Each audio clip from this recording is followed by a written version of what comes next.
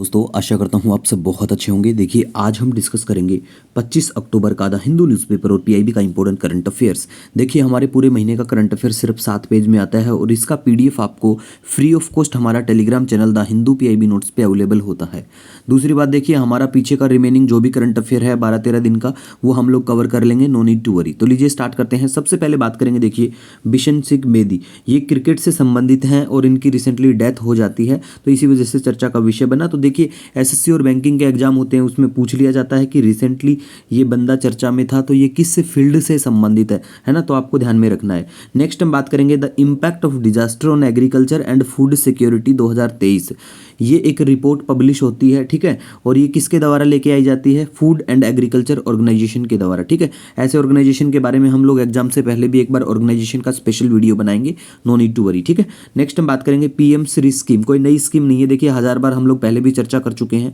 तो देखिए फिर से पीआईबी में न्यूज आई तो हमें पता होना चाहिए। सबसे पहले तो देखिए इसकी फुल फॉर्म पता होनी चाहिए, क्योंकि जो बच्चे एसएससी बैंकिंग के होते हैं ना तो उनमें तो डायरेक्ट फुल फॉर्म ही पूछ लेते हैं, एक दो क्वेश्चन ऐसे देखने को मिलते हैं। और सिविल सर्विस के लिए तो आपको और भी बहुत सारी चीजें जाननी है जो हमने मेंशन किए हैं यहाँ पे। तो देखिए पीएम श्री स्कीम्स के बारे में बात करें तो देखिए प्रधानमंत्री स्कूल फॉर राइजिंग इंडिया, ये एक सेंट्रली स्पॉन्सर्ड स्कूल्स, ठीक है, मतलब क्या है, सेंट्रली स्पॉन्सर्ड स्कीम्स के तहत ये स्कूल्स, ये स्कीम जो है ये आएगी इसमें, ठीक है, तो इतना ध्यान में रखना है। दूसरा देखिए एलिजिबिलिटी के बारे में अगर हम यहाँ पे बात करेंगे तो देखिए जो स्कूल सेंट्रल गवर्नमेंट के द्वारा, स्टेट गवर्नमेंट के द्वारा, यूनियन टेरिटरी के द्वारा, लोकल बॉडीज के द्वारा, जैसे केंद्रीय विद्यालय हो गए भाई, या जेएनयू हो गए, म्युनिसिपल कॉर्पोरेशन स्कूल्स हो गए, वो सब बिल्कुल एलिजिबल हैं इसके अंडर में, मतलब आएंगे। और क्या इसका टारगेट है इस स्कीम का डेवलप करना 14,500 से ज़्यादा स्कूल्स को, ठीक है। तो ये डाटा भी थोड़ा सा ध्यान रख सकते हैं, वन लाइनर में पूछा जा सकता है, ठीक है।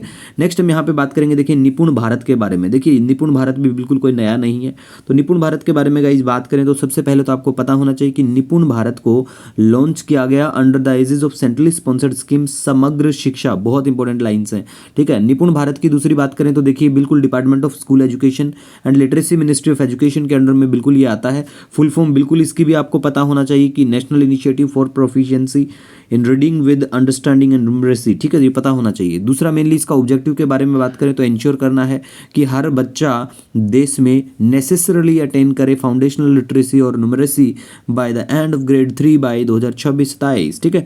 नेक्स्ट हम बात करेंगे यहाँ पे देखिए फ्लोटिंग रेट सेविंग बॉन्ड, बहुत इंपॉर्टेंट है, पता होना चाहिए आपको। और बेसिक्स ऑफ इकोनॉमी में आपको बेसिक चीज़ें जैसे बॉन्ड क्या होते हैं, है ना, ये सब रेट्स क्या होते हैं, ये पता होना चाहिए और हम लोग भी कवर करेंगे, ठीक है, बेसिक इकोनॉमी जो पढ़ाएंगे। फ्लोटिंग रेट सेविंग बॉन्ड के बारे में बात करें तो देखिए बिल्कुल ये इंटरेस्ट बियरिंग बॉन्ड है, ये भी आपको ध्यान में रखना है, मतलब नॉन इंटरेस्ट नहीं है, ये भी याद रखना है, ठीक है। ऐसी बेसिक चीज़ें जो होती है ना एग्जाम में हम उन्हीं से क्वेश्चन को गलत कर देते हैं और बहुत सारे अगर 4 ऑप्शन है ना तो 1-2 तो ऐसे आसान से मिलेंगे जिनको हम लोग याद ही नहीं करते कि अरे यार ये, मतलब स्किप कर देते हैं ऐसी चीज़ों को, तो आपको इतना ध्यान में रखना है। दूसरा नॉन ट्रेडेबल है, ये भी बिल्कुल आपको ध्यान में रखना है। और देखिए सबसे खास बात है यहाँ पे कि एनआरआई जो होते हैं ना, not eligible to invest in these bond, बहुत इंपॉर्टेंट है। और ये जो बॉन्ड इशूड होंगे ओनली इलेक्ट्रॉनिक फॉर्म में, जिसको क्या कहा जाता है, बॉन्ड लेजर अकाउंट, ठीक है। और मिनिमम अकाउंट के अमाउंट के बारे में बात करें तो 1000 रुपया है और मैक्सिमम लिमिट की यहाँ पे नहीं मेंशन किया गया है, तो no maximum limit to invest, ठीक है। इसी के साथ देखिए अगर आपका कोई सजेशन, कोई सुझाव रहता है, नो डाउट आप हमें कमेंट कर सकते हैं, मेल कर सकते हैं। मिलेंगे नए दिन के साथ, तब तक के लिए हैव ए ऑसम डे।